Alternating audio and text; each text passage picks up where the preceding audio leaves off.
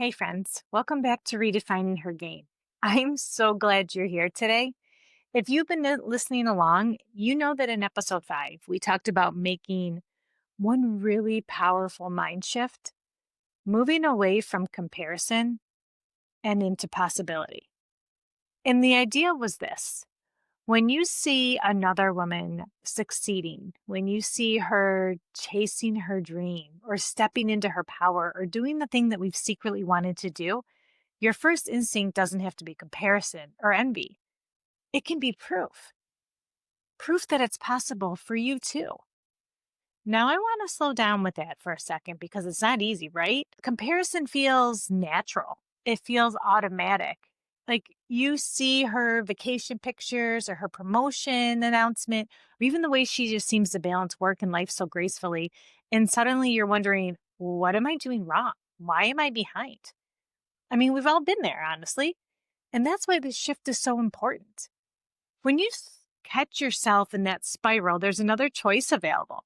Instead of asking, why not me, with shame and frustration, we get to ask, well, why not me too? And that's what we're diving into today. We're going to break this down: why comparison shows up so strongly for women, how it robs us of joy, and then how to flip into something powerful. Because every time you see another woman living out something you want, that's not a signal you're falling behind. It's seriously a reminder that it's possible, that the path exists, that if she can, so can you. And I'll tell you this: when you start to see women that way, your whole world opens up. Like their wins feel lighter on you, your goals feel closer, and instead of shrinking, you expand. So today's episode is going to be all about how we practice that shift in real life. We'll talk about what do we do when comparison sinks in, how to genuinely celebrate other women without losing your own shine, and how you can step into being proof for someone else. Because here's the truth: someone out there is looking at you right now, and you're their proof. So grab your coffee, maybe your sneakers if you're out on a walk, and let's dig into this together. This is going to be a good one.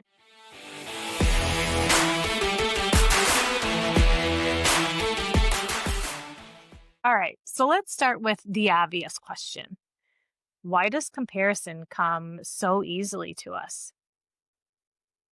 I don't know about you, but I've had those moments where I'm scrolling Instagram or TikTok and bam, I see someone who got the promotion or who's launching the business, or maybe she's running her third marathon. And my very first thought isn't good for her. It's something more like, oh, I should be doing that by now, or I'm not doing enough. It happens so fast, we don't even realize it. And that's because comparison is kind of hardwired into us. Think about it. Our brains are built to measure. From the time we were little, we've been ranking ourselves. Who ran faster at recess? Who got the better grade? Who had the cooler outfit? And then as we grow, it gets even more sophisticated. Now it's who's advancing quicker in their career, who bought the bigger house, who looks like they have the perfect family. The truth is, comparison isn't always bad, but back in the day, like caveman back in the day, comparison was survival. If you saw someone gathering food more effectively or building a stronger shelter, you compared yourself to them because it taught you to adapt and survive. Our brains still think they're protecting us. But in today's world, that survival mechanism shows up in ways that actually hurt us, especially as women. So here's why it's so heavy for us. Society has trained women to see each other as competition, competing for jobs, for attention, for love, for approval. We're told there are limited spots at the table. So if she takes one, that means there's one less for me. But here's the kicker: that belief is false. Scarcity is a lie. There isn't just one table, ladies. There isn't just one seat or just one frickin' path. There are endless ways to succeed and endless ways for each of us to shine. So let me give you an example. A few years ago, I remember watching another woman I admired step into a leadership role I dreamed about. And my gut reaction was envy. That sting of she got it and I didn't. What does that say about me? But here's the thing. When I slowed down, I realized her success didn't close the door for me. It actually showed me the door was open. She was proof it could be done, not a reminder that it couldn't. But in that initial moment, comparison showed up like a reflex. And that's the part I want you to hear. Comparison is normal. It's natural. You're not small because you compare. That's just our brain doing its thing. The real magic is in what comes next, our response. So here's something we can try the next time comparison sinks in. When we feel that sting, pause. Literally take a breath. And then ask yourself, what is this bringing up in me? Is it fear that I'm behind? Is it I never admitted I wanted to try for that? Because most of the time, comparison isn't about her at all.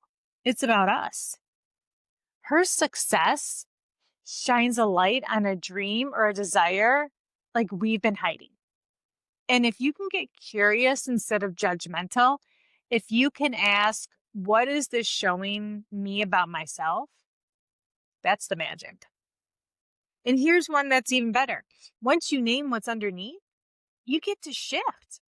So instead of she has it and I don't, you can say she has it and she's showing me it's possible for me too. That shift, that tiny reframe changes everything. So as we move through this episode, I want you to hold that thought. Comparison is natural, but what you do with it is a choice. And the choice we're going to practice together is flipping envy into proof. So let's talk about what happens after that pause, right? That moment when comparison shows up and you decide to flip. Because here's the shift. Instead of letting envy take over, you choose to see another woman as proof. Proof that what you want is possible. Proof that the path exists. Proof that if she can, maybe you can too. Now that sounds simple, but in practice, it's a discipline. It takes retraining your mind. So let's break this down with a few examples. Picture this.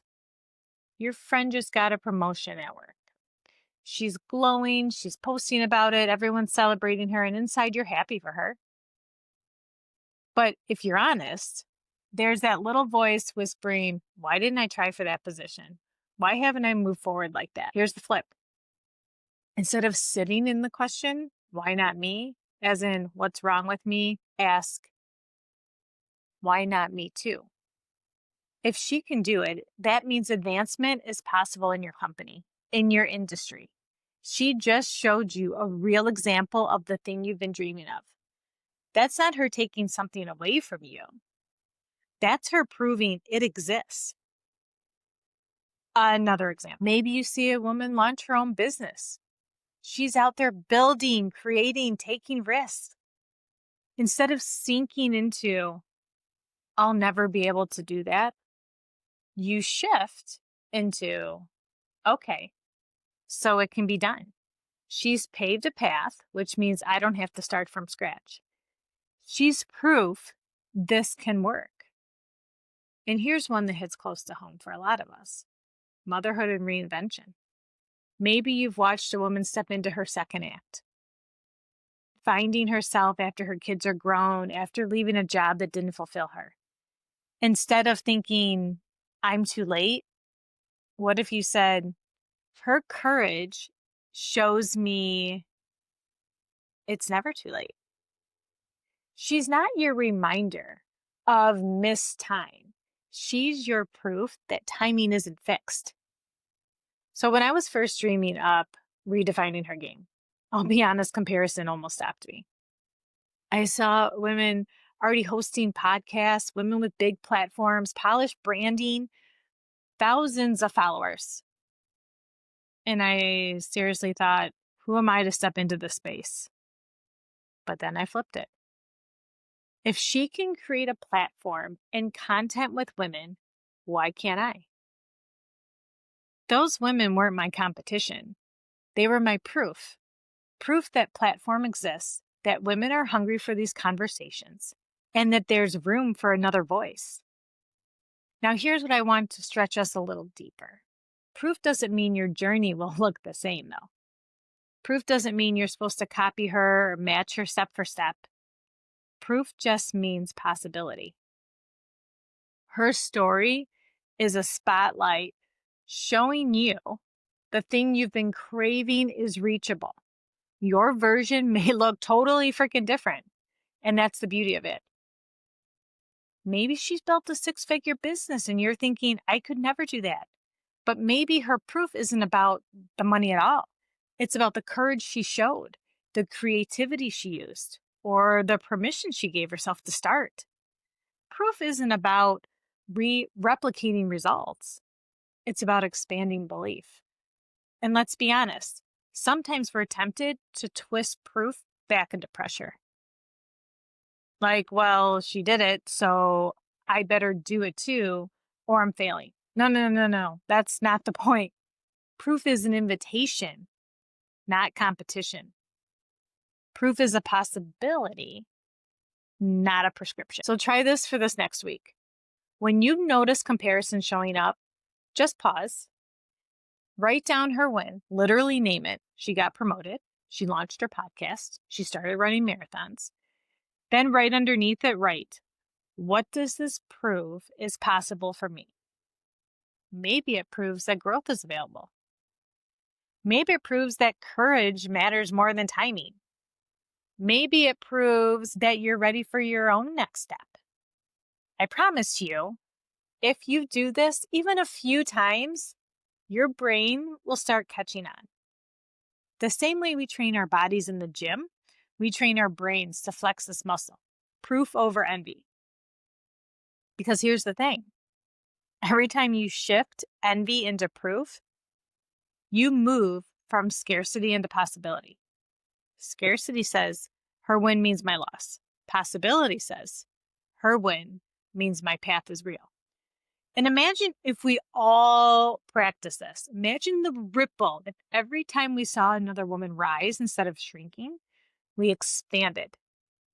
We'd be a culture of women constantly pulling each other forward, constantly holding the door open wider.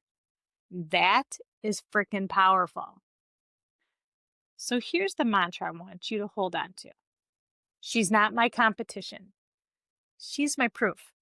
Say it out loud, whisper it, journal it, let it soak in. Because the more you repeat it, the more you'll believe it and the freer you'll feel. So now that we've talked about shifting from envy into proof, let's talk about the next step, celebration. It's just one part of it to say she's proof. That's powerful on its own, right? But when you add celebration, when you actually choose to honor and cheer for another woman, you create something even freaking bigger. You build connection, you build trust, you create a ripple effect that not only changes her day, but changes your own heart too. Let's be real though. Celebration isn't always easy. Sometimes it feels like cheering for her means we're admitting we're behind or that we're somehow less than. But here's what I learned. When you celebrate another woman, you're not losing anything. You're gaining perspective. You're gaining freedom. And you're reinforcing that belief we talked about, right? If it's possible for her, it's possible for me. So how do we practice this? Like, I like to break down 3 simple tools. Are you ready? Speak it. Words matter. And a lot of times the simplest way to celebrate someone is just to say it out loud. Tell her I'm proud of you. Or you inspire me. Or seeing you do that makes me believe I can. Think about the last time someone celebrated you. Not in a vague way, but with real specific words. Maybe a coworker said you crushed that presentation. Or a friend told you, I see how hard you've been working and admire it. Remember how that felt. That kind of affirmation sticks. So don't underestimate the power of speaking it. Text her, comment on her post, say it face to face. It doesn't cost you anything, but it deposits so much into her spirit. Number 2, support it. Celebration goes beyond words. Sometimes it looks like showing up, sharing her new business on your feed, buying her product, recommending her to a friend, leaving a review. Just when I was starting this podcast, there were women who didn't just say congrats, they actually shared the link. They told their friends. And you know what?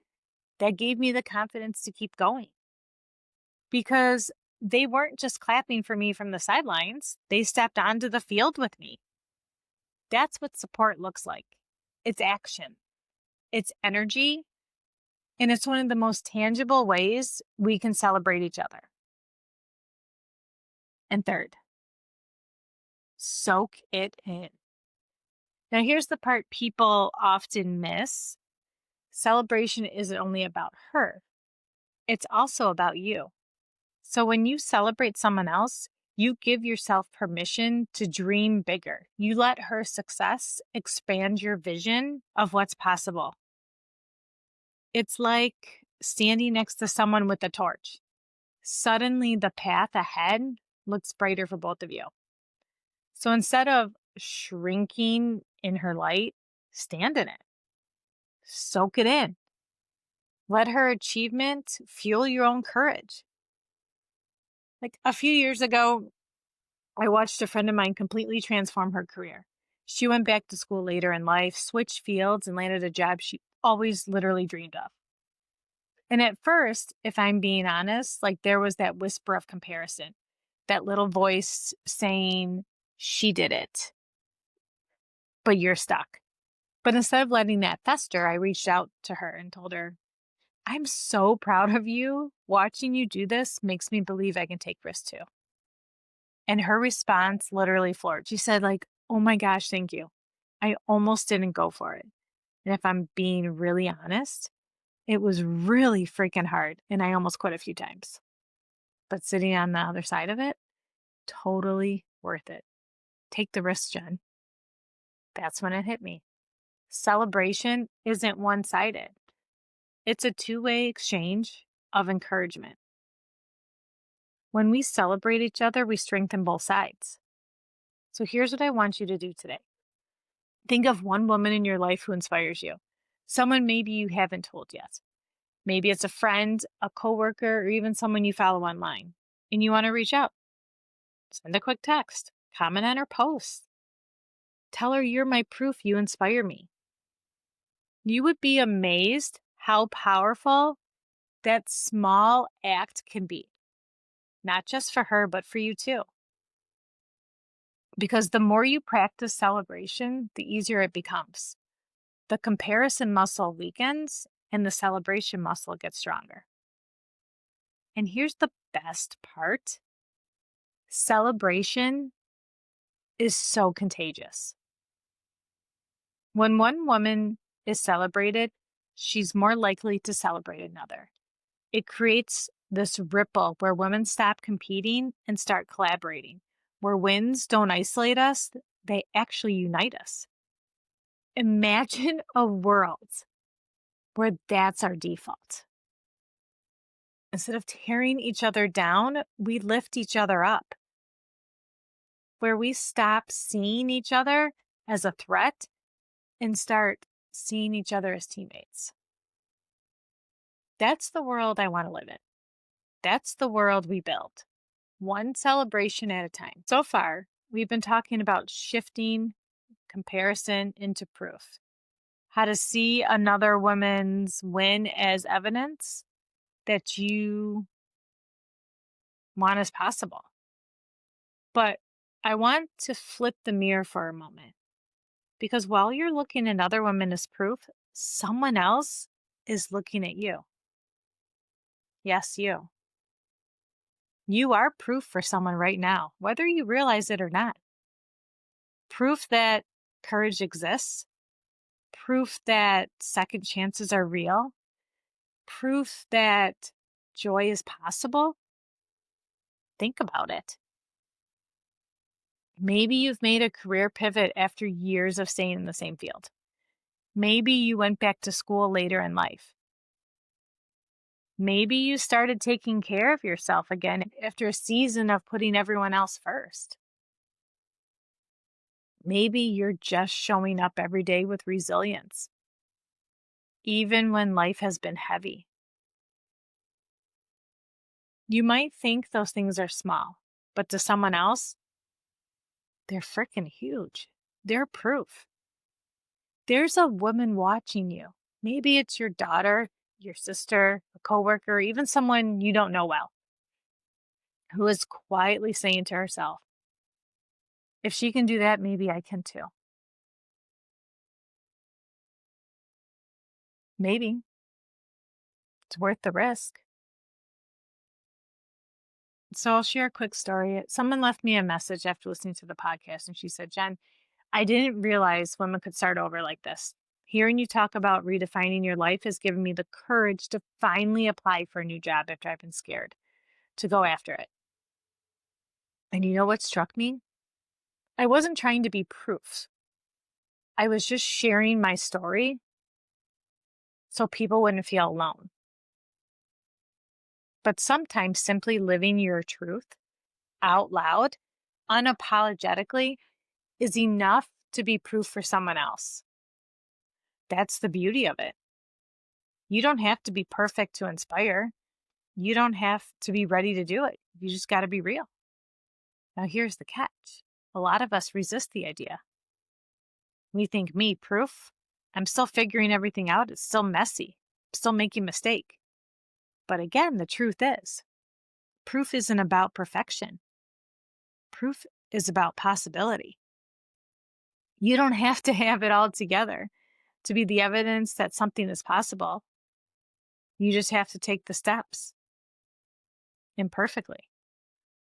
Like, think about it. When you see someone who is flawless, polished, untouchable, do you feel inspired or do you feel intimidated? Now, when you see someone showing up with courage despite imperfection, that's when I feel connected.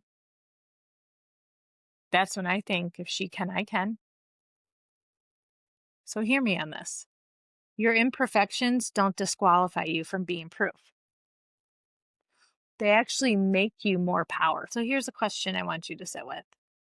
Where are you already being proof without realizing it? Maybe you're proof to your kids that love looks like consistency. Maybe you're proof to a friend that healing is possible after heartbreak. Maybe you're proof to a coworker that boundaries can exist in the workplace. Maybe you're proof to a stranger online that it's okay to start small. Take a moment and let yourself acknowledge it. Because I guarantee someone is watching you and they are encouraged because of you. This week, I want you to try something bold. Own it. Instead of brushing off your progress, claim it. Say out loud, I'm proof that, and finish the sentence. I'm proof that you can change careers at 40. I'm proof that you can raise kids and still chase your dreams. I am proof that you can come back stronger after setbacks. Let those words sink in. Because when you own your proof, you don't just inspire others. You start believing it for yourself too. So remember this. Just as you look to other women for proof, other women are looking at you. Your life choices, your courage, it matters. You don't have to wait until you're at the finish line to be proof. You already are. Right here, right now. Imperfect, in progress, but still shining. And that's what makes it so powerful. So let's bring this home with one last thought. The ripple effect. We've talked about flipping comparison into proof, about celebrating other women, and about recognizing that you are proof yourself. But here's the bigger picture. When you do these things consistently, it doesn't just change you, it changes the culture around you. It creates a ripple effect. Think about tossing a stone into water. The stone itself is small, but the ring spread outward far beyond the point of impact. That's what's happening when you choose proof over comparison. Your shift doesn't stop with you. It ripples into every woman you interact with. When you speak celebration instead of silence, she carries that encouragement into her next step. When you share her win instead of shrinking, others see what's possible too. And when you claim your own proof, you give permission for others to step up. Every small act builds momentum. And the more women practice this, the bigger the wave becomes. For too long, the old way has been competition. Women have been taught there's only room for one of us at the top, that opportunities are scarce, and that we have to claw our way past each other to be seen. That mindset keeps us small, isolated, and disconnected. But here's the truth. When one woman rises, she makes space for more. She opens the door wider. She proves that the path exists. That's the new way. Imagine the shift if we all embraced that. If the default was proof instead of comparison. If the instinct was celebration instead of envy. That's a culture change. That's legacy work. So let me ask you, what kind of ripple do you want to create? Maybe it's in your workplace, being the woman who celebrates others instead of competing. Maybe it's in your family, showing your daughters and sons or nieces and nephews what possibility looks like. Maybe it's in your community, sharing resources, opening doors, lifting others as you climb. You don't have to create the whole wave. You just have to toss your stone. And here's the part that excites me. That doesn't have to be a big dramatic action. It's often the small, everyday choices that carry the most weight.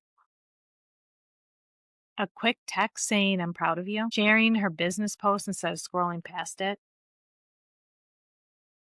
saying, "She's my proof," claiming your own proof.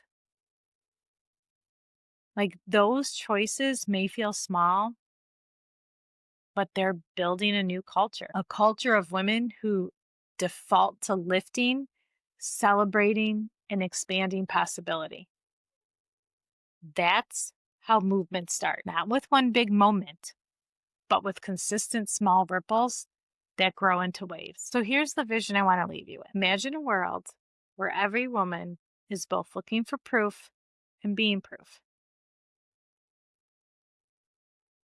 Where our instinct, when we see each other, to succeed isn't to compare, but to cheer. When our wins don't isolate us, they inspire us. That's the ripple effect. That's how we redefine the game. Not just for ourselves, but for the women who come after us. And I believe with everything in me that this shift is possible. That if we choose proof over comparison, celebration over envy, and connection over competition, we can create a ripple so strong it becomes a wave. A wave that carries us all forward. Can you imagine it? All right, friends. Let's take a breath together as we wrap this up. Today, we've walked through a lot. We walked through a big shift, moving from comparison to proof. We've talked about how natural comparison is, how powerful it can be when we flip it. We looked at how to celebrate other women, how to recognize that you are proof yourself, and how those choices create a ripple effect that changes not just your life, but the lives of the women around you. And here's what I want you to really take with you. You don't have to have it all figured out to be proof. You don't have to be perfect. You just have to keep showing up. So here's your challenge this week. Your call to action. Are you ready? Catch the comparison. When you feel that sting of envy, pause. Take a breath. Instead of spiraling to why not me, whisper to yourself, why not me too? She's my proof. 2, celebrate out loud. Choose one woman in your life this week. Maybe it's a friend, a coworker, even someone you admire online, and tell her she inspires you. It doesn't have to be a long speech. Just say, I'm proud of you. You're proof it's possible. And lastly, claim your own proof. I want you to actually write this down or say it out loud. I am proof that, and then fill in the blank. Let yourself see it, hear it, and believe it. Imagine the ripple if we all did this. Crazy, right? Imagine the energy it would release, the confidence it would build, the connection it would create. And remember, you're not behind. You're not less than. You are living proof that growth, change, joy, and possibility are always available. If this episode encouraged you, I'd love for you to share it with a friend. Tag me on social so we can celebrate the ripples together. And if you haven't yet, hit subscribe so you don't miss the next episode of Redefining Her Game.